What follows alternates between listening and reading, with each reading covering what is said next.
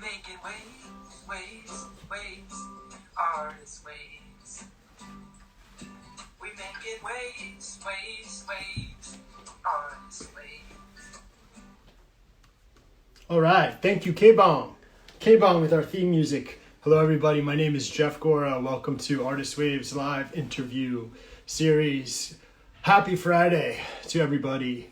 Hello, Sand Dragons. Hello. So a couple other names that I can't really see, but hello. Welcome from France. Hello, France. I love France. My name is Jeff Gora. This is Artist Waves, as I said. And man, I think we have an amazing way to end the week today. Something that I have been looking forward to, an interview I've been looking forward to for quite a while, and that would be Aja Volkman Reynolds. Her new group is called 2. You may know her from Nico Vega, and this group called 2 is Aja and Dan from Nico Vega, and their record is out today. Release day today. Let's put it on in the background a little bit. This is the newest single. It's called In This Rough. And I got to tell you something. I got to be 100% honest, as I always am. This record has blown me away. Incredible. If you've been following the things Aja has been saying about it, and 2 has been posting about it in terms of where it's coming from, it's pretty remarkable, and it says quite a bit. So I think Aja's here. So why don't we talk about it? Let's do this.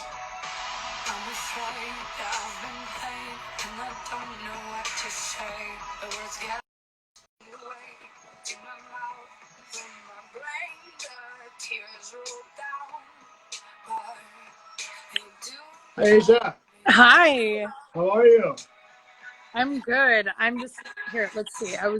So it should be like this, right? Right on. Perfect. Hi. How are you doing? Oh my gosh, I'm good. I mean, this is just like, I've been waiting for this day for a while. So. Well, let me. I'd be remiss if I did not say happy release day. I love talking to artists on their release day. I still feel like even in this digital age that it really means a lot, especially from artists that come from such a deep place. So I am stoked to talk to you today. Happy release day. Thank you so much. I'm Right. really excited to be here. And yeah, it's actually really surreal because we've just been working up to this for so long, and it's crazy that it's just out there now, and I can kind of like let the bird fly out of the nest. I can imagine. Well, I can sort of imagine because I know it's personal and it comes from such a deep place. And I got to say, I just got right off the bat, this is one of the best records I've heard in a long time. Like this connected with me so deeply immediately. And it doesn't always happen, but I have to just tell you right away, I've been blown away.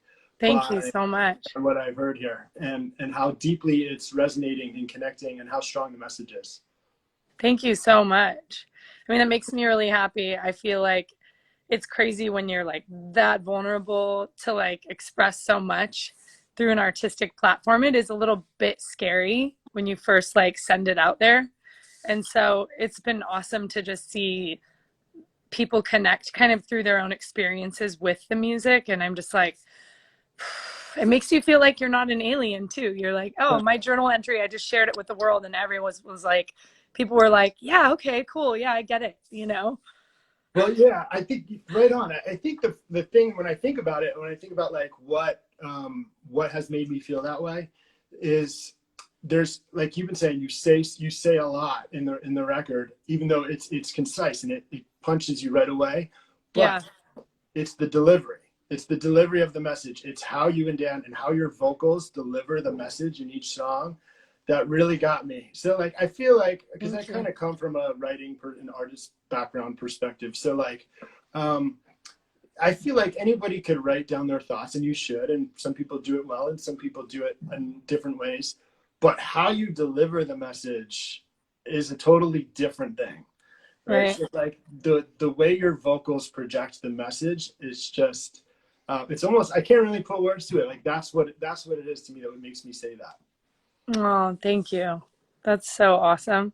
Yeah, I mean, you can tell that it meant a lot to you, and even in the studio, probably like in that moment when you're recording a vocal, like it probably meant a lot to you to lay it on tape or It where however does, you recorded yeah. it. But you know, there's a rasp, there's an emotion, there's a Right. melodic chill, there's everything. Thank you. You know, I feel like part of the reason why it's so easy to connect to is because it is so incredibly personal. There's just like, it's, you know, I think every time I sing those songs, I feel so intensely where, you know, where it's all written from, because it is so, it's just, it's honest, you know? So I think, and I love performing so much. So it's the closest I've been able to come to performing in a long time, is just singing those songs on records and, you know, and writing those songs. And I get a lot of joy from that. So it feels like it pulls a performance out of me, you know, when I Yeah, really get into it. right on. I could see that, and I mean, I think there was. I've always loved how you kind of, even like in an Instagram post of a photo, you'll kind of tell the story behind the photo, or at least Right. why it's there, what it means to you, and the Right. build up with two. Um, you know, there were some lines where you're talking about this coming from the deepest place of your heart, where there's light and darkness, Mm-hmm. which connected, I think, with me pretty deeply, and a lot of people too. But it gave a perspective, and it gave an inside look as to like why and where and how. Um, so it says a lot, and even the name, knowing why you're called two, you know, like the feminine Right. force behind two, which I have to admit I didn't know that. I didn't know that numerically there's some symbolism there. Right. And but it's also, it just kept coming, things about like the name and Dan and I working together, it was like things were coming into alignment, which really, it's like the name picked itself in a weird way, because we kept trying all this other stuff and then it just kept getting whittled down to like two. And then it was just, it just also, you know, we used to have a threesome, like the band was a trio. And so there was also just this simplicity of like, okay, now it's just the two of us, you know, and it's the Yeah, masculine and feminine to represent like what we're sort of doing. And I think we both have like, you know, he's a very sensitive, intuitive person. And I feel as though I'm also can be very like, we both have masculine and feminine traits. And so I feel like we bring a balance out of each other as well. You know, we work really sure. well together in projects. And I feel like everything about this has just come so smoothly. And part of it is because he's such a cheerleader for me. Like I've not you know, had to fight to be myself at all through this process. It's like he's constantly trying to pull things out of me, and he's made me less afraid to share like the darkness and the light, you know, like, and I think that's sort of one of those things that that's intimidating. It's like it's hard sometimes to like, we don't want to share like the darkness because we're like ashamed, or we live in shame because of it or something. But the reality is like we all have both, you know, both. So it's kind of like the more honest we are, I feel like the more healing it is, you know? Yeah, for sure. I remember I totally get that. And I remember reading something about the group and where the music was coming from, and hearing the line like expressing pain is equal to expressing joy. And from an artist perspective, I'm like, that's a home run line. That's it right Right. there. Of course it is. And sometimes you express pain and it leads to joy, and sometimes the other way around. Yeah. So I see that in this record quite a bit. Um, so Thank you. I was curious too, though, like kind of taking a small step back.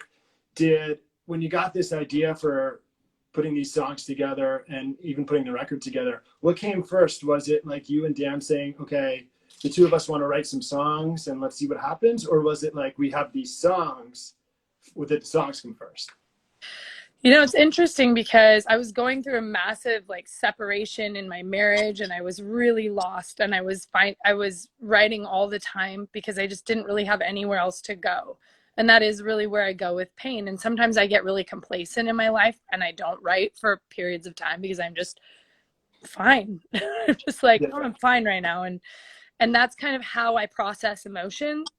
Um it's my healthiest way of processing emotion, I should say, you know? And so I think when I was writing a bunch of this music, you know, Dan is always the first person to, I feel like, come in and like encourage the art and get excited about it and be, you know, so I started sending him these like little sound bites and demos, and he was like on an airplane in like 10 minutes and was just like, we're doing this. And we started recording songs, and then they started to kind of go through this different, you know, there was like hits and misses and things that were just, you know, I don't know, we were finding our groove. And a lot of it was grounded in heartbreak at the time. And then I started to sort of heal, and like things became more whole. And so that's in the music too. And I started to write from that place. And then it's like that, I call it like going through the stages of grief in music, because I sort of, and I landed in this place of like surrender and forgiveness. And then it was like really interesting, because then I was like, well, which songs feel like they most express that part, like that section of the journey, and how can this tell a story, you know? And I think what's interesting is through my separation, it's like, I think when you go through something that's extremely painful, it uproots all the like childhood traumas or things that you never dealt with, like little, you know, nuggets that you've held on to, but they get triggered by like current circumstances. And so then it kind of took me back, you know, into like my past, and place, you know, little, you know, paralleled storylines that kind of started to develop into the music. And it was cool. Like it just kind of wrote itself, you know? And by the end, I mean, we have a ton more music that we're hoping to release, and it's a constant journey, because, you know, I might have been in such a place of heartache and heartbreak, but like the music that I'm writing now feels very like grounded in surrender and forgiveness, and it feels just as relatable, but like maybe a little more for me, like resolved in my heart, you know? And so I think that's sort of what the process was. And once we had this collection of songs, it felt like, oh, does it want to be a record or an EP, or do we just not care about that? And let's just put this collection of music out, you know? And then we can kind of move on to the next chapter. And the next chapter might be like the second half of this chapter, or it might be longer, or maybe even shorter, you know? It's just kind of what comes natural, I think. Right on. I subscribe to most of all of that, really, in terms of you know, just how I kind of operate sometimes too, and then I also in the way I've connected with these songs. So I'm curious. The record starts with, I know sequencing when you have a message this powerful is really important. When you open with Live Forevermore, it's such a unique opener in which you're hitting it right away with so much melody, and then you're also have this such a unique song. But what I loved about it was that I kind of felt like, and maybe I was looking kind of too far into the big picture, that was almost like the end at the beginning. If you look at a personal journey, like if it were to be a documentary, for an example, like maybe this is you telling the story at the end about like what's about to happen or what's my journey. Right. And like, I'm cool with it and I want to share it. And it's very symbolic to two, and all the meaning behind that. Is that that's exactly it? And the funny part is, because I talk about the beginning in this beginning of the song, it's like I was a little girl 5 years old. Yeah. And so that's kind of what, for me, it was first off, the chorus is like the message of the whole record, which is just basically like, for me, it's like you can go through all stages of grief and emotion, but ultimately you want to get to this place where you're sort of a witness of these things and not a victim of them. Because I think, does that make sense? Yeah. For sure. me, that's where the strength comes from. It's like, nobody can take away Aja, you know, as long as I don't give Aja away.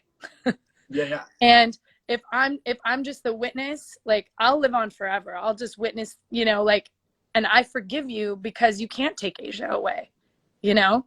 and I'm witnessing your experience of life and maybe the vile or violent things you choose to do in this lifetime. I might, I might observe those things and witness those things, but I don't need to claim those things. And I also don't need to.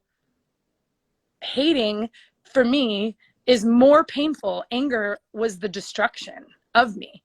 Any kind of, through my past, through my separation, being angry, like that was the very thing that was causing me pain. And the second that was gone was the second that I felt free. Like, oh, I don't have to be angry anymore, because the anger was toxic, and that's exactly what Live Forevermore is. So, and it's exactly what you said. When we got there, it was like, oh, this has to be the opener, Yeah. Awesome. We actually have another song that we've kind of held back because I think it's going to be getting some placements at some point, that is sort of the bookend to that. Okay. And I have this fantasy of starting the next record with the bookend to this record. So we'll see. I don't know what'll happen, but I'm already Right on. Love it. And then about midway through the journey, maybe it's not exactly midway, there's kind of exactly what you just said. There's, you can't take this song away from me. Right. Right. That line is okay, now exactly. We're at a turning point, and now I've maybe come to terms with what I'm dealing with, and now I'm coming at you, where I'm gonna let it fly. And yes, and that, I mean, it's such a strong line, and I love it. It's no analogy. It's and I do think that there's a place for also going through all of that journey. It was hard for me not to also be angry at myself for things that I had done, going through my entire life's journey, times where I was angry and realized how much destruction I had caused.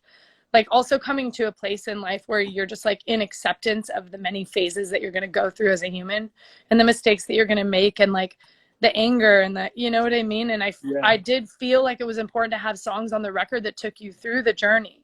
So it is, on Phoenix, on the song you're talking about, there's anger in that song. There's heartache. You can feel the loneliness. You can feel the person is at the bottom and they're rising up. That was important to me to put that in there, because I do feel that's, especially during this weird time right now, I have a lot of friends that identify with that song. For sure. Because, just learning how to rise up out of whatever we're burning out right now, and you're forced to sit with yourself right now. So there's a lot of that going on, where it's ooh, I'm alone now, and I'm having to look at all the things, Well, yeah, it's funny you say that too, because the other line that I keep holding on to tightly is, and it kind of speaks to what you're saying about the current environment, is I need this all to die so that I can live. And I'm oh man, that right there. I mean, it's applicable to right now, and it's applicable to even the individual journey that we're talking about that you go through, an artist or soul searching. But that's another one. So that song, In This Rough, that was the turning point for me, where it started to go from anger to forgiveness and surrender and release, where it was man, what we've gone through is so beautiful. It's nobody's fault. You know what I mean? Pull the knife out. There's nothing to forgive. Just end this, though. End the misery. Let's end the anger. Let's end the heartache, and honor it by not regretting it, just moving forward from here on out and setting each other free, or setting this chapter free, Yeah. And I think that was a really important turning point for me. After that, I felt all the music started to be more, it felt more healing, if that makes sense. Yeah, for sure. I think the power of acknowledgement in this rough, I feel is such a statement of acknowledgement, which is really kind of cool, and a special point, obviously, with the video backing it up too. It's a pretty heavy moment. But you mentioned too, another thing that I think about is that there's it kind of goes to my initial point about your delivery. There are accents that I find that accents that highlight certain songs that I'm that extra like even if it's subtle, like the birds in the beginning, before you hear vocals, you hear birds in the background of the opening track, or a deep breath in front of Whoa Whoa, Man, man. Yeah. or like there's even like a yell in Crazy Love after I think maybe one of the choruses, where Yeah. it's like, you know, like that's what I'm talking about in terms of delivery. Like the accents highlight the emotion that much more, Yeah. which you don't always find in places. Mm-hmm. So I ask a lot about process because I just find the artistic process in certain records like this, especially at a time like now, is so fascinating and moving. And like you said, like you're talking about your own personal journey, which you're being so open and honest about. And that's one part of it. But then there's also like, well, maybe a lot of people can connect with that. And maybe a lot of people can relate to it, or it could help them, or it could, you know, just be the power of music. Yeah. So that's another take back on my end that I've really kind of been blown away by. Oh, that's awesome. I mean, I feel like that's the whole thing. Like, there's one line on the record that for me is like one of the most important lines, and it's that honesty's not ugly, it's humanity's glue. Yes. And that's one of the things I feel like we live in this culture where we're kind of pushed to constantly put this like perfect thing forward, right? Because we exist in like social media platforms and all these, like, we're creating content all the time, and we're so concerned about how things come across. And even I am guilty of that. Like I have moments where I'm like, you know, I don't want to post that picture. Like, it doesn't, I look like old and tired, you know, like, Yeah. and just all this. But the truth of the matter is, like, the more you see who someone truly is, the more you feel connected to them. Yeah. And I feel like that is our world that we live in.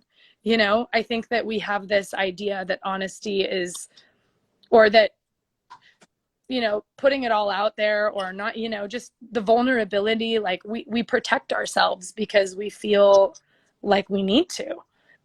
But I do think like we would all relate to each other so much more if we would just like talk about the pain. You know what I mean? Like, talk about what you have gone through. Like, let's not pretend things are perfect. You know, I think Dan and I my husband and I have really gotten good at like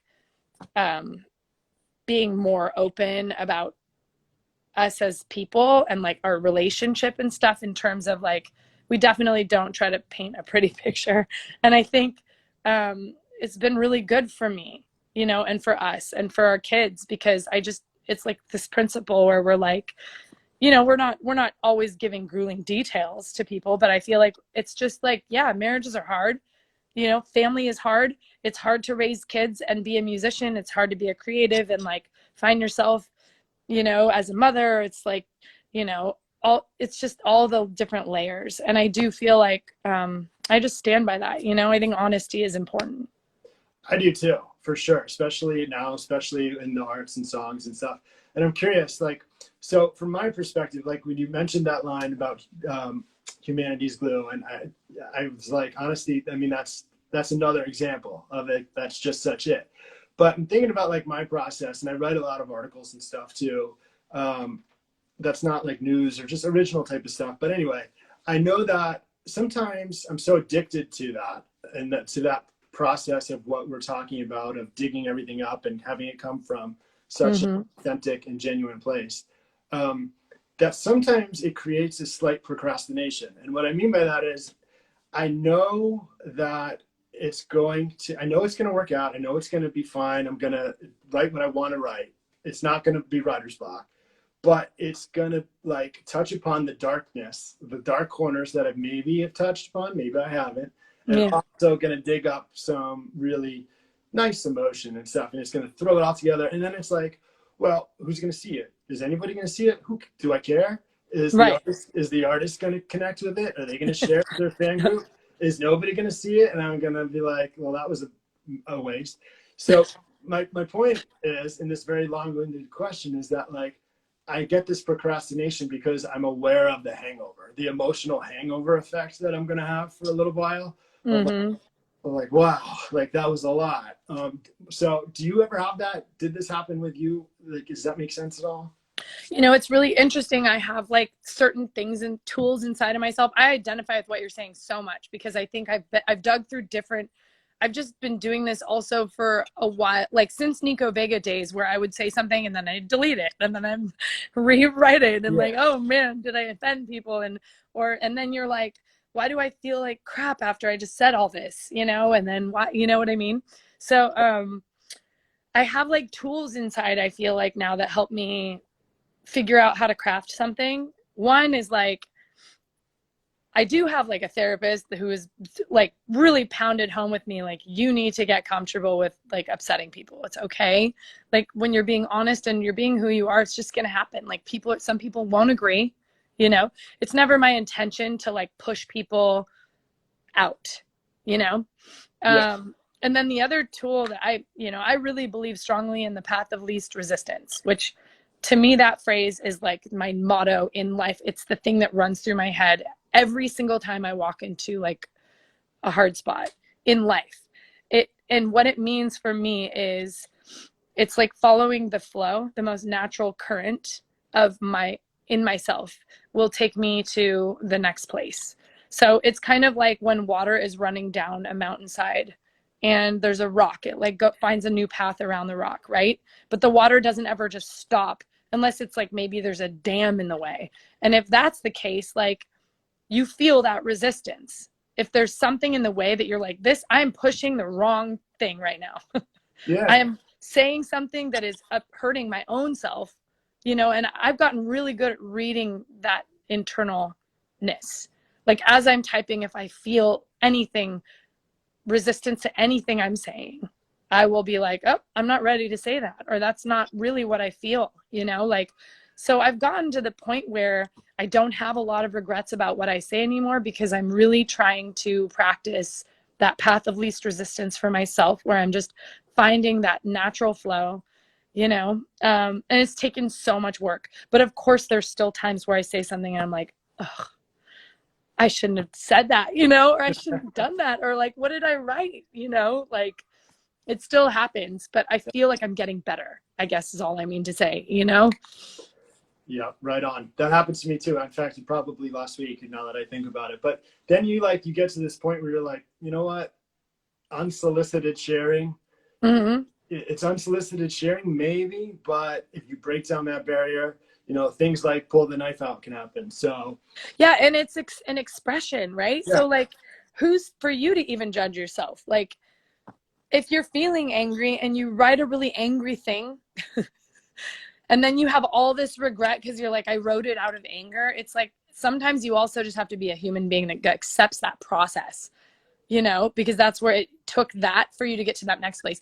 And the other thing I was going to say is humility is so good for us. Like making those mistakes is good, and having to learn to apologize, and we are living in a culture where there's just a ton of that right now. yeah, And I think it's good for us. Like we're so afraid of it. We're afraid of being canceled. But it's like, you know, you got to walk in, you just got to like, we got to evolve. We got to walk into it. We got to have more humility. We've got to like, not be afraid of that. You know, we got to teach our children. It's when you say sorry, like you don't need to hide that. It's not a scary thing. Nothing's going to happen to you, you yeah, know?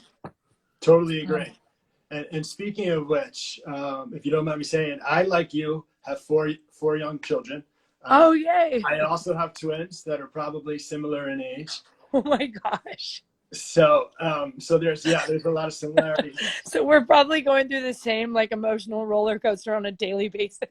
I think so. And it's lovely. And it's funny because I was listening to your record yesterday again, and I have a Jeep, and I had to top off the Jeep, and my older two were with me, and we were having a great time. And I was playing the record, and they love music, and I explained to them what it was, and it's coming out tomorrow, and they were like, Dad, you can't play the music loud. People are gonna hear it. It's not out yet. Like that's illegal. We're gonna get pulled over. You can't do that. My daughter is like kicking the seat, like, no, I don't want to get pulled over. was like, I think it'll be okay. That's amazing. Oh my gosh. That's awesome. Yeah, my oldest and I first his first show ever was 2 years ago, Imagine Dragons, and it was Oh wow. one of the most special moments of my life as well. So That is so cool. yeah, it was amazing. But my question on that is, do your children ever, from an artist perspective, do they change your inspiration or do they lead to your inspiration sometimes? I find sometimes it does me, and sometimes it also changes my perspective on how I receive music, Yeah. depending upon the messaging. But I'm curious about your perspective on that. Gosh, it's really interesting that you ask that, because I'm, as a mom, like still trying to kind of fuse the relationship of being a mother to like the relationship of being a musician, and like having a musical, I don't know, like at home, for instance, I play a lot of peaceful music just to keep the environment peaceful. So my kids like don't really know the part of me that is like this fierce sort of rock chick woman, female force. There's my youngest two are they love my record, or not my youngest two, my twins. They love the music. They're like always singing it. But it's interesting because I feel like I kept it separate and for a long time, and it was kind of a mistake that I made. It's so deep for me, because I think when I had Arrow, my oldest, and I was in Nico Vega, and things were really hard. Like we didn't have any money, and I was struggling with the music, and Imagine Dragons was just starting to, like, I think their EP had just gone to radio. And it was just a struggle. Like I was scared. I was like, I don't know if I'm ever going to be able to do music the way that I know I need to do it. But I also was like, I had this burning desire to be a parent, that was like, I wanted to give Arrow everything. And I also just didn't know how to like be the liberated sort of female force that I had been before in music. And so it's been such a process. And that's, I think, what is the most important part of this EP that we're putting out, is that it's kind of me reclaiming that in a way that I'm really proud of. And it's taken me a long time to get there, because it's been hard for me to see how to be sort of this dominant female force and be very maternal. And like I have 4 kids now, so I'm just constantly working on that balance, if that makes sense. Yeah. And so it's just a really interesting question, because it brings so much up for me. And I think it's just because it's been hard for me to figure out how to, like, what my relationship is to music, given now that I'm a parent. So much easier for Dan, I feel like, my husband, and I'm not sure why. Maybe because it came out of such need. As soon as Imagine Dragons started to take off, we were just like, go, do it. We need this. You got to do this. Like, so it was different with Nico Vega. It was a fight. It was like a salmon swimming upstream all the time. Like we weren't making money, and it just was, then we kind of like, when we finally started like getting success, it was like a little bit too late for me to like, does that make sense? It was, Yeah. It was just hard for me to then, my life was different. So now I'm carving out a new path that feels easier, I guess, and more fitting, Yeah, I could see that. I totally respect that. And sometimes, you could see the way that your thought process and your creative process can maybe influence or inspire the next generation. I think it's invaluable. So thank you for sharing that. I don't want to take up too much of your time, but we've had a lot of really nice feedback and like comments and thumbs up in Italy and Turkey and France and like all other countries awesome. that have been so kind to join us. Before I ask this next question, is it okay with you if we solicit maybe a question or two from everyone who's joining in? I could just pick one out of the comments that is relevant to what we're talking about. Yeah, let's go for it. So I'm listening in wants to partake in a small short Q&A while we have another minute or two. fire something in the comments, and we will we'll rock and roll here. But so while that is happening, I'm going to ask you, what is, you mentioned some other songs and maybe a next chapter. Do you foresee when, I don't know if it's live stream or when, you know, the world opens up a little bit and gets better, to being a musical act that's going to tour, be on the road, play live shows? Is that something you've thought about? I mean, we would both love to get back on a stage, you know. And I'm sure as soon as it's like warranted and everybody feels good about it, or we create a platform where people can do that, like we'll be first in line.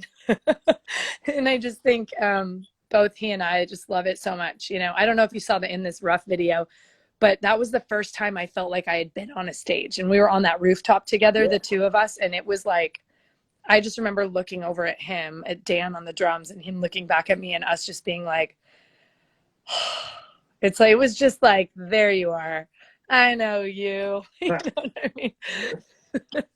Yeah. To both of us. Like, I even felt that way towards myself. I was like, oh my gosh, there you are, you know?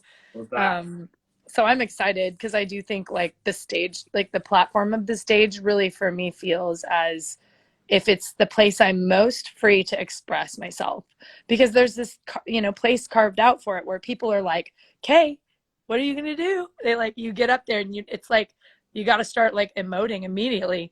And that's like, you know, I think I spend a lot of time in my life like pulling that back, and on stage it's like, floodgates can open, you know? So. Right on. Well, it's cool that a stage, I love the video, and it's cool that literally a roof is maybe one of the first stages that this is projecting out on for you. Mm-hmm. Very, very applicable. Right on. So cool. So one question I got that was just sent in that I thought was really cool. We've touched a little bit about it, but not completely. It's about the writing process of Two. Came from Jake Lilly 10, that looked like Jake Lilly 10. Yes. They asked, what was the writing process for some of these songs in terms of like instrumentation? Did you start with drums, guitars? Did you write melodies first? I'm sure it was a bit different, but just the writing process in general. Most of the writing process would be like me sitting with an acoustic guitar and sort of plunking out a song and writing. Like, I usually just write everything in one sitting, like the emotional dialogue and the melody, and then it's usually needs to kind of be in one sitting, because that's when I'm in the thought, and it kind of just comes so easily. I know you're a writer, so like you probably have that experience sometimes when you're like really just feeling it and the flow is happening, and if you have to stop that and then you come back to it like days later, you're like, it's hard to jump back into that like space and really feel authentic about it. So I kind of try to just do it all at once, and it usually happens very quickly. And then, but it'll be like, oh, I wrote this to like 3 guitar chords. Sometimes I'm just plunking guitar chords out just so I can like get a thought out. Okay. And so I'm not really paying attention to like the music at all. And then I send it to him, and he's just like, then instantly thinking of like, oh, the direction we should go with this. You know, like all of those songs started out more like, you know, the basic acoustic version of like Live Forevermore type of thing. So if you can imagine In This Rough on an acoustic guitar, you know, and then I give it to Dan, and he's just like, okay, this is a rock anthem. Like, this is a female, like, this is a breakup song, you know? And so we're going to take it all the way there. And that's really been fun, because then he, you know, kind of gets to mess around and do all this cool stuff and send it back. So for the most part, that's how we write. The one exception on this record was Faces. He and someone worked together and crafted that music and sent it to me. And I was like, this is so good. Done. Wrote the song, sent it back that day. And it was just like perfect for us, you know? So that's kind of how it works. And then he has a little studio at his house. So before quarantine, when we could still like hang out all the time, I would like go over there and cut some vocals in his little studio. And we would just like, it was just really fun. It was cool. It was natural, you know? So, and then he'll kind of bring in different guitar players. Okay. And like, he does most, like he can play guitar, and so can I too, though. So we play around with that. And he's a fantastic drummer, obviously, but he's also good at like, he produced everything. So I'm really proud of him for that, because I think for years, like, you get in your head that you're good at only one thing, and you're like, that's my safe space. I can't do this other thing. I'm not professional at it, you know? And so it took a while to get him like the courage to just, I was like, you're good at this. Like, you're a great producer. It's awesome. And then when he was finally sending songs out to mixers and they're like, who produced this? And he was like, me. You know, like, it was so good for him to like finally see that like it was like up to, you know, the bar. Like, it was like good enough to just fool people. You know what I mean? But Love it. anyway, Love it. yeah. Yeah, I know you guys did a lot of it yourself, and there's a lot of labor of love, a lot of love in the labor. So Yeah. it shines through. Right on. Thanks for sharing the process. I love that part. So the last one I thought that was pretty interesting, pretty deep. If you don't mind me sharing, I forgot the person's name that came through your screen name. My apologies, but your question was really good. It was something along the lines of, when you are writing something that's so personal, and you're talking about maybe relationships that you've had or you're in, do you think about, or do you share with the other person, or worry about their impact when you're writing, or whether or not you want to release the song to the Like, world? if it's going to hurt them or something. Yeah. I think that was the intent of the question. So, Yeah. I mean, of course. Like, yeah. when I think of my husband, like, it's hard because, you know, I'm like, well, people know who I'm talking about half the time when it's about him. But then some of the songs on the EP aren't about him, you know, Yeah. and so it is kind of this muddy thing, because I think people will assume even the ones that aren't about him are about him. But, you know, it's the same vice versa. Like, he's in probably one of the biggest bands in the world, and and I can come across in some of those songs as a pretty there's just, I have a lot of personalities in his music too. So so I think at this point it goes both ways. We both just kind of know, like, especially in our dynamic, like, we're going to be honest, we're going to talk about things. It's not all, but it's also this moving, like, our marriage is very strong because I feel like we do a lot of work, and we go through those, you know, we ride those waves, we surf those waves together. And for the most part, you know, sometimes I will tell someone else, like, ooh, I wrote this song about your guys' relationship because I just couldn't stop thinking about it. Like, it just came out. It was like the scenario, and I'll tell the person. But usually it's like for the best, I think, because music is so healing. So I feel like it's easy to identify with. And I can also be someone in my relationship with my husband who, like, buries my hurt. And so when it comes out through music, sometimes I think it's good for him to know how I'm feeling based on something that I wrote. And for the record, we do also sometimes have to say before we play a song for each other, like, this is not about you. So he has to say that to me, like, all the time, because I'll be like, oh my gosh, how could you? You know? But so yeah, there is a little bit of that, and we're sensitive to it, but also, like, pretty used to it, you know? Right on. See, honesty is the glue that holds it all together. Big It picture, does. small picture, it's right on. Well, it's so inspiring too. It really is, and the art is inspiring, but even more so, it's the intent. The intent is so inspiring. So, and moving in a time where there cannot be enough inspiration. Yeah. A time where a surplus of inspiration is welcomed, I think, to everybody, everywhere. So Yeah. appreciate you being so open and honest. And the last thing I'll say or ask is kind of coming full circle. It's kind of like My Live Forevermore, where you're talking about the end at the beginning, maybe. And I'm curious. I always kind of end with this. It's release day. The record's out. It's obviously impacting so many people in a positive way. And I know it means obviously so much to you, but what does it mean to you? If you were to say in this moment what this record means to you, what this day means to you, how do you capture that? Oh man, I think it's just like it is a release in so many ways. It's like it's a musical release, but it's like a release too, because I think it's just, you know, anytime you have like creativity bubbling inside of you, and it's like kind of this pent up force and stuff, like, you feel like this volcano that's about to erupt. And so there's a little bit of pressure and stress and like all that like is going on, you know, leading up to it. You're like, oh, I got to do this photo shoot. I got to do this. I got to write this. I need to, how am I going to do this during COVID? Like, and then the eruption happens, the artwork flows, you know, everything starts to come out and you're just kind of like, you know, in other ways, it is just the beginning. So, because we have a lot of work to do with the record, and it's hard to get things, you know, people to hear things or listen to things and make that impact. And so now our focus is going to be to word of mouth, hopefully get this thing out there, and hopefully, like, you know, have some sort of a radio campaign that we're going to hopefully self-fund. Okay. I had some success last year with you know, co-writing on one of the Imagine Dragons songs for one the last record, and now I have this little bubble of like funds dedicated to music that I can just kind of hopefully put into this project. So that's awesome, because it's expensive to make videos. And we don't want to sign a record deal right now. So like, you know, doing it all ourselves is just a lot, and I feel like music is fueling itself, and I'm, you know, so it feels good, and I feel excited about the future, and I'm just like ready to roll. All right.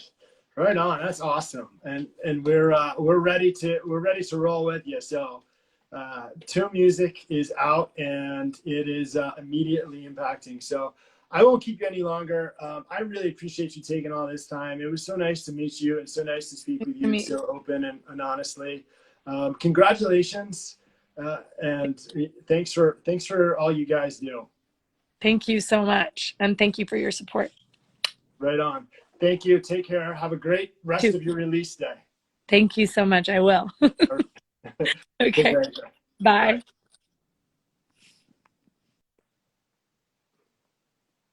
All right. That was Aja Volkman Reynolds. Artist Waves is a voice of the artist platform. And that's a pure 100% definition of voice right there in an artist making waves. So awesome record. Pull the knife out. It's amazing. Out today.